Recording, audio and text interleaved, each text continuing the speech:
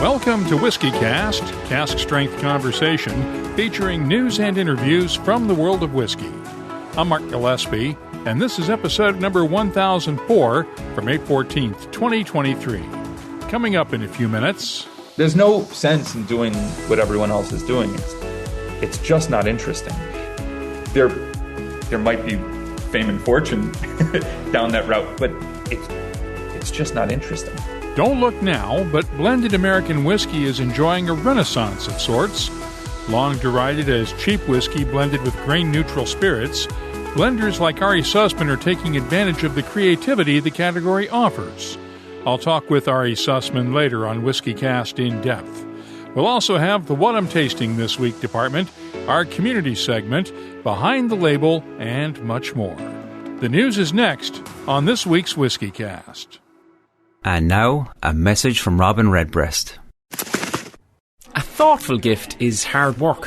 What you need is a go-to multi-purpose gift for all occasions.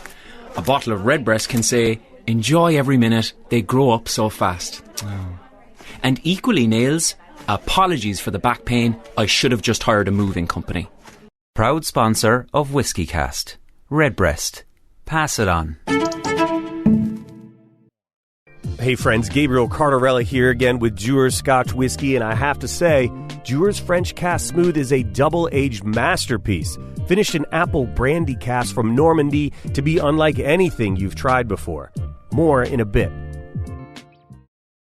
Let's get started with the news. It's brought to you by the Dalmore. We'll start with a row in Australia, where distillers are up in arms over a couple of maverick drinks makers who are maturing their spirit up to 14 days and calling it, quote, single malt.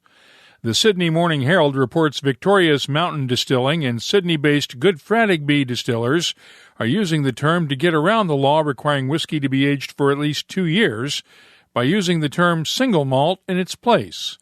The Excise Act of 1901 has no definition for single malt, and Mountain Distilling co-founder Michael Harris told the Herald they, quote, borrowed the terminology in order to provide customers with an association to a like product that they will understand. End quote. He wants the legal definition of whiskey expanded to include new technology that allows spirit to be matured in days instead of years. The Australian Distillers Association is not pleased and says single malt should only be used in reference to whiskey. Russian officials raided a factory producing fake Scotch whisky and other spirits this week. The Interior Ministry claimed the raid netted thousands of bottles of fake Johnny Walker Black Label and other spirits. The country is under international trade sanctions because of the war in Ukraine, and Diageo is among the numerous companies that have stopped shipping products to Russia. In other news, MGP has acquired the Penelope Bourbon brand for $105 million. The owners of Penelope had been using MGP whiskey in their bottlings since they started the brand in 2018. Analysts see the move as a way for MGP to build up its in-house brands like George Remus and Ezra Brooks. And Texas is getting a new distillery from a 114-year-old brewery. The Spetzel Brewery is home to the legendary Shiner beer, and the family-owned brewery has added an on-site distillery. It'll start off by making vodka, gin, and moonshine, but will be laying down stocks of whiskey and other barrel-aged spirits for the future. We have new whiskeys to report on this week, including whiskeys from a couple of breweries. Lagunitas Brewing and California's Griffo Distillery have teamed up on a special edition of Still Waldo's single malt whiskey. They took unhopped Waldo's Ale and infused it with hops before distilling it 3 years ago. It's available only in California through the Griffo website. On the East Coast, Delaware's Dogfish Head Brewing and Distilling is out with Alternate Takes Volume 4. It takes Dogfish Head's standard American single malt and finishes it in a combination of Oloroso sherry and Samuel Adams Utopia's barrels that were used to barrel-age the high-end beer. It's available in limited amounts in the Mid-Atlantic region. There's no word on pricing. Heaven Hill has released a new batch of Elijah Craig Barrel Proof, and batch B523 is different from all of the previous batches in that it's not at least 12 years old. Heaven Hill has added an age statement to the bottle for this and all future batches. This edition is 11 years and 5 months old. But don't look at it as a sign that Elijah Craig Barrel Proof is getting younger. Heaven Hill gave us a sneak preview of the September batch, which will be 13 years old. I'll have my tasting notes for batch B523 later on. The Dalmore is out with its latest version of the King Alexander III Travel Retail exclusive single malt. As with the previous King Alexander editions, it's the only 6-cask finish single malt in the world. The Drinks Business reports it'll be available at airport shops starting in July.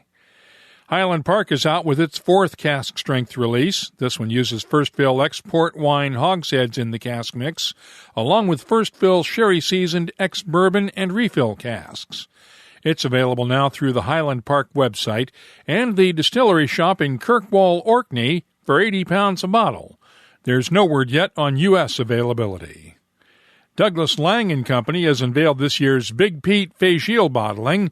The Smokehouse edition is finished in red wine casks and is the first Big Pete expression to be finished in wine casks. It'll be available at whiskey shops in the UK, Europe, and Asia with a recommended retail price of £65 a bottle. And with the Stanley Cup playoffs in full swing, Hockey Hall of Famer Chris Pronger and his brother Sean have teamed up with Canada's Niagara Falls Craft Distillers on a new Canadian whiskey. The Journey, JRNY, is meant to signify the journeys we all go through and carries Chris Pronger's number 44 on the label. It's available starting this month in the St. Louis area for around $25 a bottle. Finally, most of us are smart enough to not put whiskey on a burning fire, but that's just what a golf foursome did recently. Golf Digest shared the online video of a burning golf bag in which the golfers tried to put out the fire with a flask full of whiskey. Needless to say, it did not work. We have a link to the video of what not to do when your golf bag catches on fire in the show notes for this episode at WhiskyCast.com. Of course, that's where you can keep up with the latest whiskey news all week long, as well as in the WhiskyCast community app. The news is brought to you by the Dalmore. Hello, Richard Patterson here, Master Distiller, Master Blender for the Dalmore. You know, whenever the team and I are in the world sharing our exceptional single malt, we like to keep in touch with Mark Gillespie and the latest news from WhiskyCast.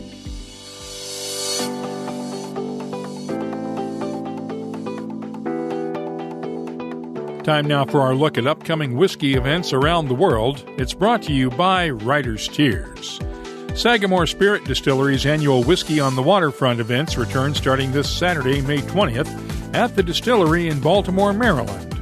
Saturday also brings us the Whiskey Show in Sydney, Australia, and Distill America in Madison, Wisconsin. The Campbellton Malts Festival takes place at Springbank and Glen Scotia Distilleries May 23rd through the 26th, while the Isla Festival of Malt and Music gets underway on the 26th and runs through June 4th. Now, the other Isla Whiskey Festival takes place on June 3rd in Melbourne, Australia. Whiskey X Atlanta is on June 8th, and the Edinburgh Whiskey Festival is June 10th in Edinburgh, Scotland. If you're organizing a whiskey event, please let us know about it, and we'll add it to the calendar at WhiskyCast.com and in the WhiskyCast community app. The calendar is brought to you by Writer's Tears. Writer's Tears Copper Pot, an 18th century style of premium Irish whiskey, blended from single pot still and single malt. Like yourself, it's one of life's treasured rarities, and what's rare is wonderful. Writer's Tears Copper Pot. Gabriel here again. Dewar's Master Blender Stephanie McLeod has been doing some amazing things with cask finishing lately, and Dewar's French Cask Smooth is no exception. It's the 5th addition to the Dewar's Cask Finishing series. This 8-year whiskey is double-aged, then finished in Calvados casks to blend together the best of Scottish distilling and aging with the finest in French brandy maturation. The nose is sweet honey and citrus in perfect balance. Taste it, and you'll get this unmistakable note of baked apple, citrus, and a hint of cinnamon spice. Now, I recommend it this time of year as an apple cinnamon highball, using lemon juice, simple syrup, unfiltered apple juice, and club soda, or simply enjoy it on its own. Either way, it's a specially crafted reward for your curiosity. WhiskyCast In-Depth is brought to you by Mortlock and the Classic Malts lineup. Blended American Whisky is a segment of the market that's long been dismissed by connoisseurs, largely because of the cheap whiskeys blended with grain-neutral spirits that dominate the category. But that category offers blenders a palette of options to choose from, including the ability to use whiskey matured in used barrels. And blenders have been taking advantage of that flexibility to create some outstanding whiskeys in recent years. Ari Sussman is one of those blenders. He helped create 3-Chord Bourbon, along with the new Whiskey Gypsy blend we mentioned in the news last time around. Ari is also involved in a number of other projects, including a revival of Rose and Rye at one of its original sources on an island in the middle of Lake Michigan. I talked with Ari Sussman on a Zoom call this week. Let's start up with the key question. What makes blended American whiskey such an attractive proposition for a blender? For a blender, American blended whiskey means freedom and artistic expression. I worked still every day for many years, and it's wonderful, but you don't get the product, you don't get the whiskey to put in a bottle for quite a long time. And you're never really sure exactly how it's going to end up. But as a blender, it actually reminds me a little bit more of being a bartender, where you get to select the whiskeys that will go into the blend, and having that control and the ability to modulate a blend just means better artistic control and more sometimes personal expression into the whiskey. But the category itself suffers from a bit of a bad reputation because of a lot of blended whiskeys that have grain-neutral spirits or fillers in them. How do you get past that? Because you've got the bottom shelf things like, I would say, like Seagram's VO, just to name one, or Seagram's 7 Crown, that have this GNS in there that really takes away from the category and could turn people off. Absolutely. Well, it's also confusing because the category of blended whiskey means different things in different places as well. So as a consumer, you're never totally sure what you're getting when you get a blended whiskey. Now, there are, in my opinion, no situations where adding neutral grain spirit to a whiskey improves the overall spirit. I just can't think of any at all. But the United States seems to be the only place in the world where you can add unaged neutral grain spirits to whiskey, essentially diluting its character, and still call it a whiskey. Our neighbors to the north and across the pond have to at least age that whiskey or that grain spirit in oak for a number of years, and that changes the character of it significantly. So American blended whiskeys absolutely suffer because they're lopped in with these lower tier products. Now, what seems to be happening now, I couldn't be more happy about it, is that the category is really taking off, and the consumers are understanding that within the blended category, there's various levels of quality, from the very low, like the ones you mentioned, to the extraordinarily high and innovative and interesting and compelling. So now the American blended category, really in the past several years, encompasses such a wide spectrum of quality, but it seems to be a place where the consumer wants to go and look. They want to see what's coming out next, what blends are happening next, different barrel finishes blended together, different categories of whiskey blended together, different distillation techniques blended together, creating spirits and whiskeys that folks haven't had before. And so that's so exciting. You've had the chance to work with a couple of these projects, like the new Whiskey Gypsy project. Tell me about that one and what your philosophy was on this one. An exciting project. It's been a complete honor to work with Eric Church and Raj Alva and the entire team on that. I want to go back for a moment. I entered the whiskey industry through hospitality. I worked at bars. I helped manage bars and hospitality programs and train bartenders. And one of the really enjoyable things that I did when I was a bartender is our happy hour was sometimes someone would put a 10 spot on the bar and they would get a 50 milliliter graduated cylinder and they'd get the back bar. And what the customer could do, what the guest could do, is blend any whiskeys they wanted in any proportions, as long as they wrote down what they blended and we kept records. And what we found there was, when our guests blended single malt whiskeys, for instance, there was this wide spectrum of characteristics available to them, from smoky and viscous to floral to honeyed and lighter and ethereal, and in various levels of intensities within each of those characteristics as well. So the guests started blending their own whiskeys using these single malts, and they were able to come up with some really remarkable drams, which we could then recreate because we made sure to diligently write all of them down. When guests tried to do similar things with American whiskeys, and again, this is over a decade ago, what we found is there wasn't nearly the spectrum of characteristics available to them. They were blending multiple bourbons together. Oftentimes, the results were pretty similar and undifferentiated. There just wasn't as much freedom in American whiskey for blenders at the time, because the stocks of whiskey that existed didn't have the variety that you have in other parts of the world. So when Eric and Raj came to me and said, would you be interested in thinking about what Whiskey Gypsy might be, and get back to us and let us know, your thoughts, I put on some earphones, I listened to Eric's music, and it became very clear to me that while it sounded like country music, it was very clearly in the country genre, but he was incorporating all of these different music traditions. I could hear rock, I could hear Scottish folk songs, I could hear influences of hip hop. Lots of music was coming through in his music that was in the form of country music. And it took me back to my bartending days, and it reminded me of this graduated cylinder that we'd set on the bar. We'd say, don't worry about where something comes from. Don't worry about the geography, the political geography, or the political designations of where a whiskey comes from. Put together whiskeys that you think taste good together. Blend bourbon and Scotch. Blend Irish whiskey and Scotch. Blend anything you want into this dram. And it was really freeing for the customers at the bar. And when I heard Eric's music, it really did remind me of blending these different whiskey traditions into a single glass.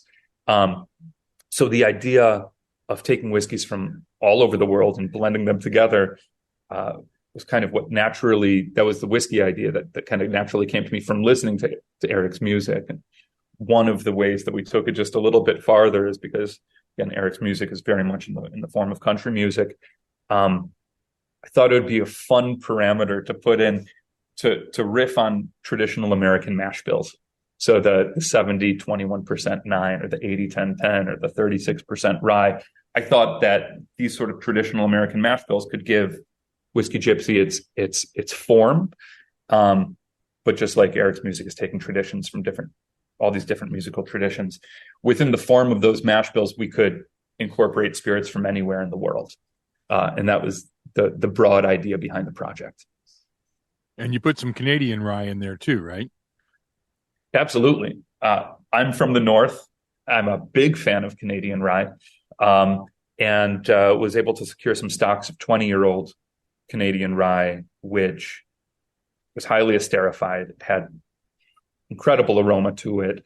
And I think it played really well with the 99% corn bourbon that constitutes 70% of the blend of Whiskey Gypsy Legacy 001. And it also blended really well with the American single malt, which constitutes 9% of the blend. How did you source the bourbon and the single malt for those? Yeah, good question. We know it's easy to get your hands on a lot of sourced bourbon, but not as easy to get your hands on American single malt. Spent quite a long time. It's absolutely right. We spent a long time reaching out to various distilleries and brokers all around the world and getting as many versions of, what are different expressions of corn whiskey from around the world, or what are different expressions of malt whiskey from around the world. So we had this incredible library of corn whiskeys and malt whiskeys.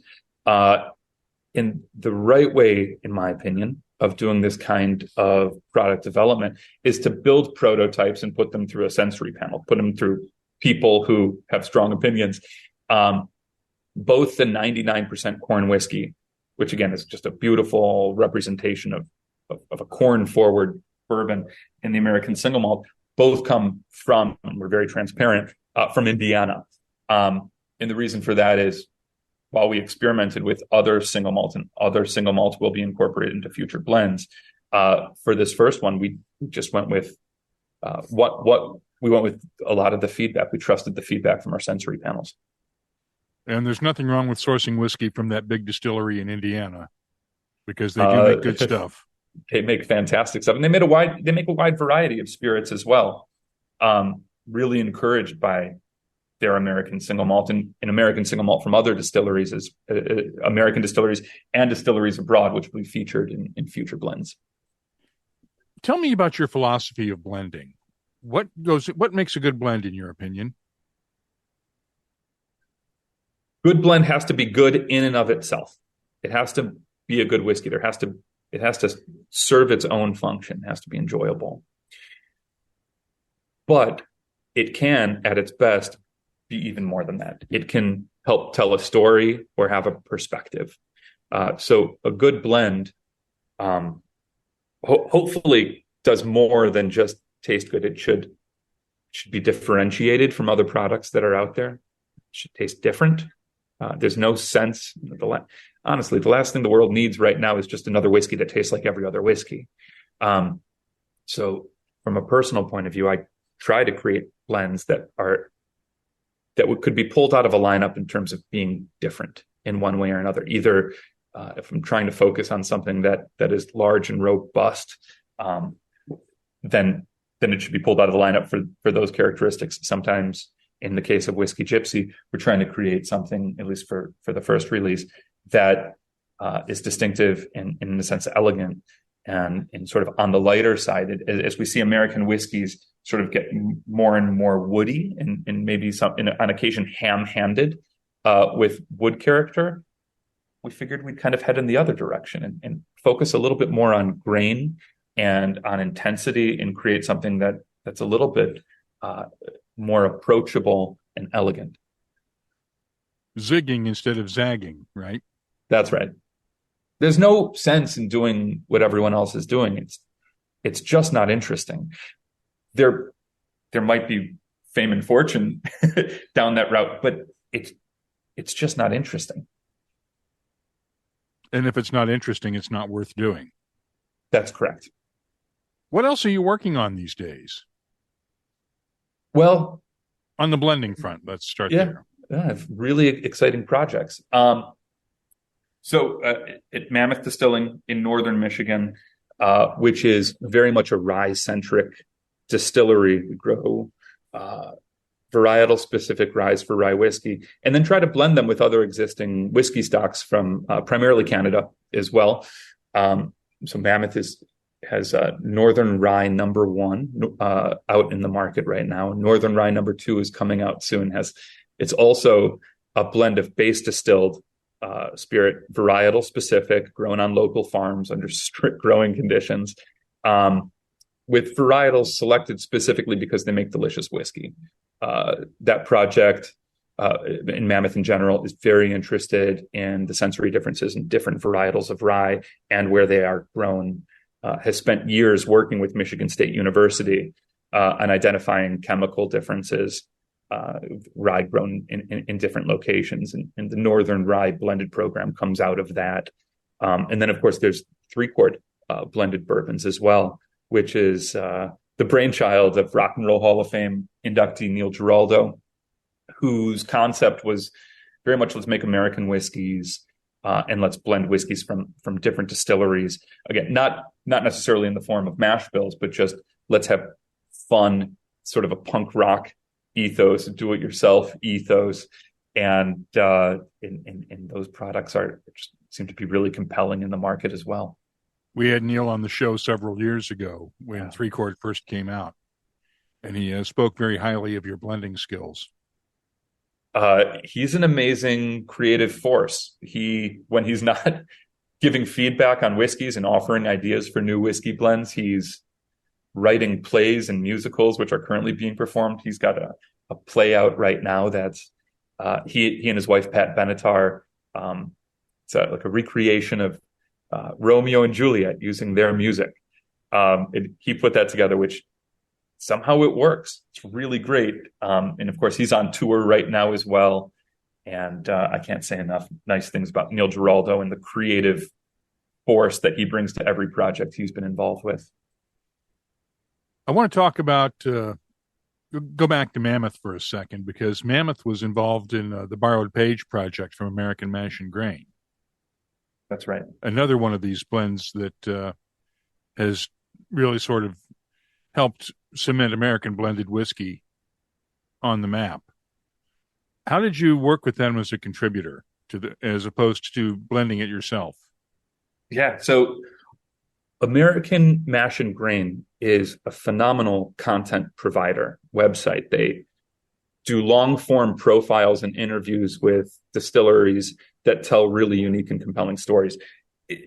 They're a unique talent in the market. And through Mammoth, I met them through Mammoth. They did a video and a profile of Mammoth that was one of the most in-depth pieces that has been done. It was just really, really fantastic, and it got a lot of traction on the internet. A lot of strong response. So sometimes things hit, sometimes things don't hit. American Mash and Grain hit, and what they did as content providers was decide that they actually wanted to stick their toe in the water as blenders themselves. And so they reached out to some of the distilleries that they had spent time learning about and got samples and just began blending whiskeys from American craft distilleries. And they came out with Borrowed Page number 2 Borrowed Page number 1 several months ago. And it did so well, they decided to do Borrowed Page number 2, featuring new distilleries. And the idea that content producers, that journalists essentially would go ahead and doff a blending hat and then wrangle together distilleries they're each doing their own thing to create a blend that's really good is, I'd never seen that before. And to give the distilleries full credit for who they are, full transparency. In Borrowed Page number 2, the crew at American Mash and Grain took it a step further and incorporated some folks on the social media front. A gentleman named That One Dude Ryan, for example, who puts out fantastic and creative whiskey content on Instagram and TikTok. And he became one of the guest blenders, or the guest blender on Borrowed Page number 2. So it was just a fantastic, unique product that, because in another way I'm involved with that is it's being sold direct to consumer. It's being sold primarily online on a platform that I've co-founded called Mash Networks, which provides curated direct to consumer stores for influencers or folks online that have an audience, folks who have been tasting whiskeys and offering their tasting notes, but their audience maybe never had the ability to purchase them because it wasn't available necessarily in their market. One of the things that Mash Networks does is give those folks the ability to create curated stores tied back to licensed retailers. So their audiences can then actually try the products that their favorite social media personalities are trying. So with Borrowed Page number 2, I guess I was involved in helping produce one of the components, as well as offering the channel for sale of the product, not totally nationwide, but in much of the country. I want to go back to the rye project at Mammoth for a moment and talk about the Rosen Rye at Manitou Island that you've been working on. Yeah. Because Rosen Rye is associated primarily with Pennsylvania in terms of whiskey terms these days from the projects that have been going on in Pennsylvania, but you're bringing it back to its native island in South Manitou, right? Yeah. Well, Pennsylvania is doing an amazing job, not just with Rosen Rye, but with rye whiskey in general, and for good reason, right? Rye in general is growing as a category. I believe it's the fastest growing category of American whiskey. Rightfully so. It's the flavoring grain. Like when I go to Kentucky and take tours of bourbon distilleries, here's the Yellow Dent number 2 corn we use. It provides essentially the ethanol, but the flavoring grain, where the real meat is the rye. every time I've gone to Kentucky. I remember the first time I went down there and got the tour, and they said, rye is the flavoring grain. I said, then just give me the rye. I just want the flavor. I don't even want everything else. So Pennsylvania is doing an amazing job bringing back rose and rye.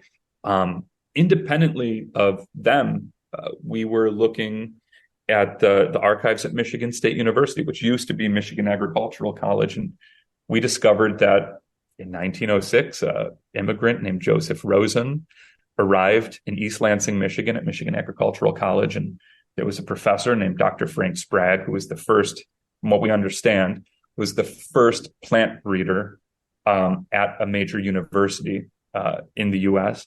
And Dr. Frank Sprague knew that not only Michigan was prime growing conditions for growing rye. At that time, Michigan was the number one rye producing state in the country because our growing conditions here in Michigan are perfect for growing rye. And when this Russian immigrant arrived on Dr. Sprague's doorstep, wanting to study agronomy, Dr. Sprague asked Rosen to have his father back in Russia send rye, the best rye he could find to East Lansing, and Rosen's dad did it.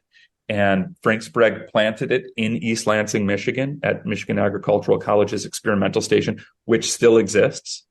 And that rye so outperformed the native varietals of rye in 1906, 07, 08 through the teens that it really took off. And we have these documents saying not only the interesting thing about rose and rye in Michigan is every single step of it has been so meticulously documented. We know when it arrived in the United States. We know where it arrived. We know where it was first planted.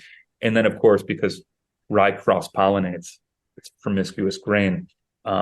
Unfortunately, in the mid-teens, they discovered that rose and rye was diminishing in quality. It had so outperformed all the native varietals that everyone wanted to get their hands on it. And when they finally planted it, it crossbred with the native varietals that were growing. And the overall quality of the rose and rye diminished. And so Frank Sprague and some other folks at Michigan Agricultural College, Dr. Cox as well, determined that to save rose and rye, they would have to plant it somewhere isolated. And they did a national search and determined that South Manitou Island, 10 miles out in Lake Michigan, would be the ideal place to grow and to cultivate a seed stock, a certified seed stock of rose and rye. And that those South Manitou Island farms provided the seed stock for the rest of the country for decades. So all of the rose and rye that exists really anywhere came from those original fields on South Manitou Island.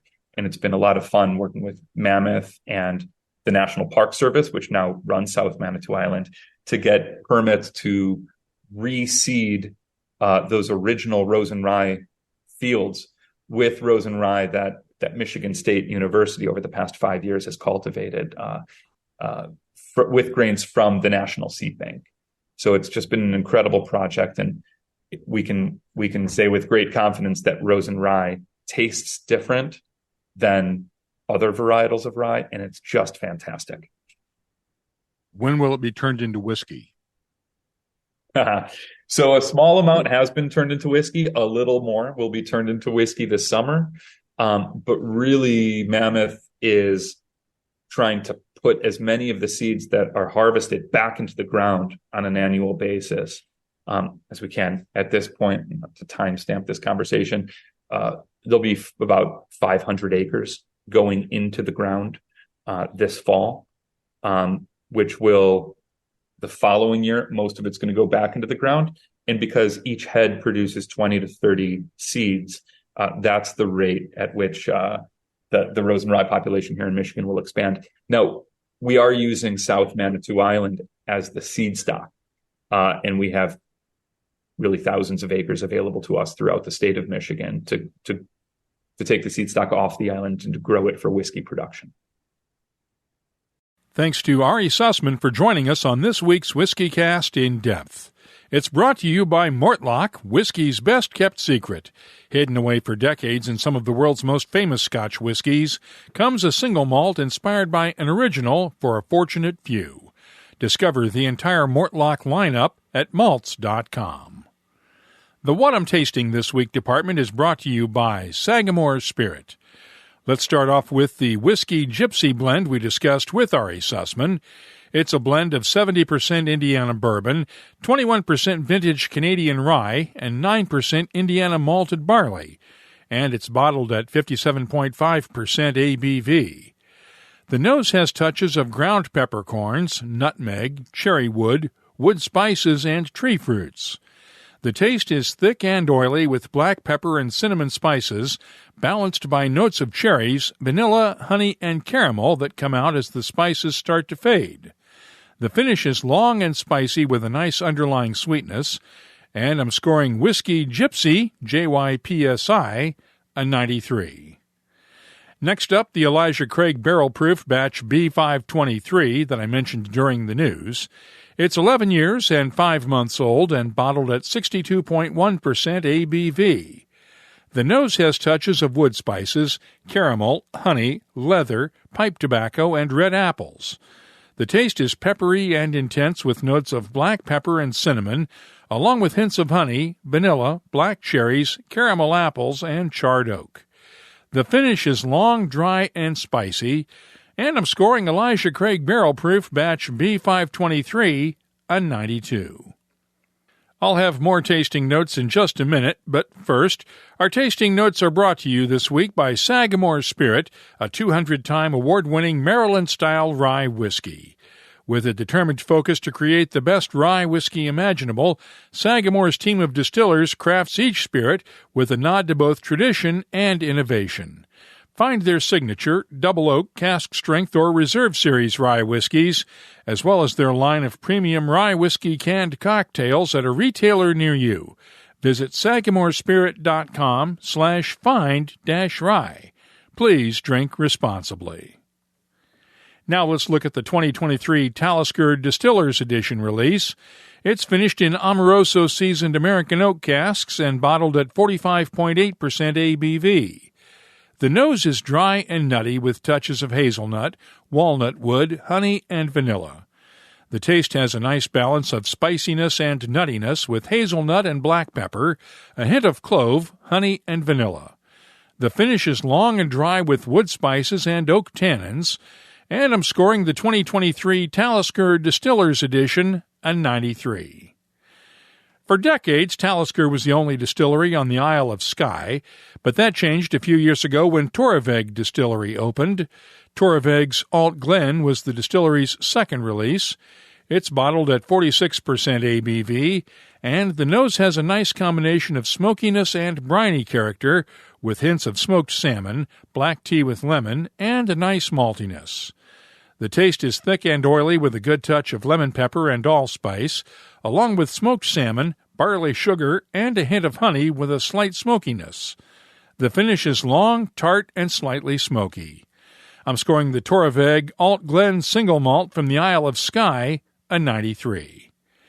The What I'm Tasting This Week department is brought to you by Sagamore Spirit. I'll be adding these tasting notes to our searchable list of more than 3,400 different whiskeys from all over the world. Check it out this week at WhiskyCast.com. And now, a message from Robin Redbreast. So, in Spain, they call Redbreast Petit Roco. It's me, but a touch more exotic. Kind of like a Redbreast PX edition. Finished in Pedro Jimenez casks, adding a velvety and decadent dimension. You know, I won't lie. A climate like this makes me wish I was a migratory bird. Proud sponsor of WhiskyCast. Redbreast. Pass it on. Time now for our community segment, featuring some of the highlights from this week in the WhiskyCast community app, along with the rest of social media. It's brought to you by Waterford Whiskey. First of all, special thanks to Raphael for posting a video of his visit to Pint's Pub in Denver the other night. I'm going to have to check it out the next time I'm out that way. Our poll this week comes from Willem Killian in South Africa, and it's an intriguing question. If you had your choice, which would pique your interest the most? A 50 to 60-year-old whiskey or a 10-year-old bottled in 1920? 79% of those answering in the app said the 10-year-old, and that was my pick as well. just to find out what whiskey from a century ago tasted like. 21% picked the 50 to 60-year-old whiskey. I shared the poll with our Twitter followers as well, and the results were almost the same. 67% picked the 1920 whiskey, while 33% picked the older whiskey. Some of the comments: Baz Dale responded on Twitter, "Fortunate to get my hands on bottles of black and white from the 1910s, 1940s, and 1970s. Surprisingly, one of the 1910s was the best. I had two. One was high in the neck and the other was in the shoulder.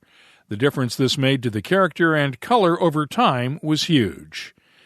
And Benjamin Reed at Ranger Rick added this: "Oh dang, this is a tough one. If I had to choose, though, I think I'd rather taste what whiskey was like pre or during Prohibition. Aging does wonders, and I've had some spectacular old whiskeys, but I've never had something that was straight up bottled a long time ago."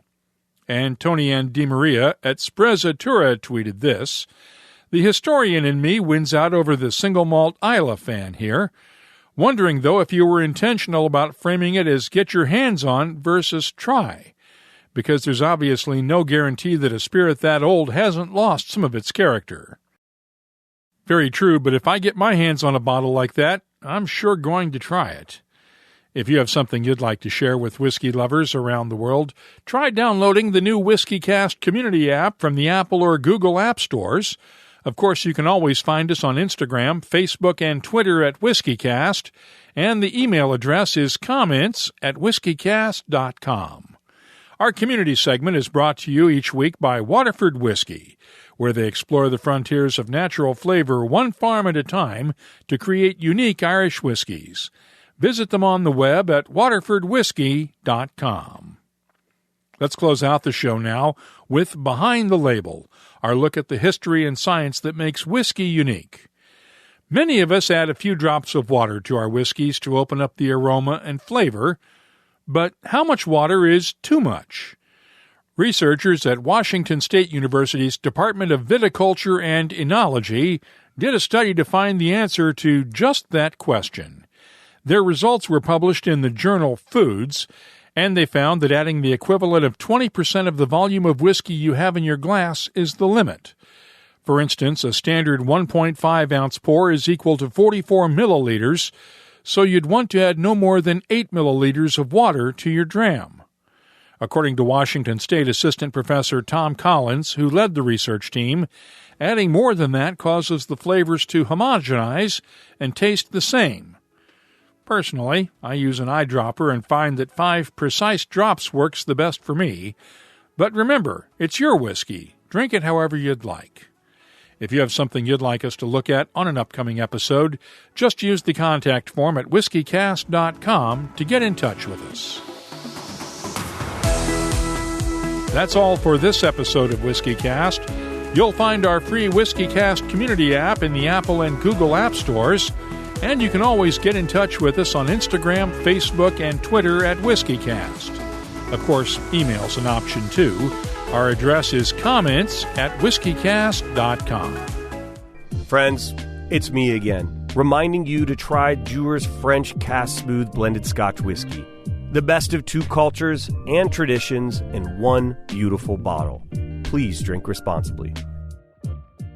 And now, a message from Robin Redbreast. Ever go out drinking with a peacock? Always the same. Few too many, tail feathers come out, drinks get knocked over, bartender's not happy, night's over before it started. All I'm saying is, don't be the peacock in your group. Proud sponsor of WhiskyCast. Redbreast. Pass it on. WhiskyCast is a production of Cask Strength Media, copyright 2023, and comes to you from the charming, yet regrettably dry town of Haddonfield, New Jersey. I'm Mark Gillespie, reminding you that when you drink, please drink responsibly. Thanks for listening.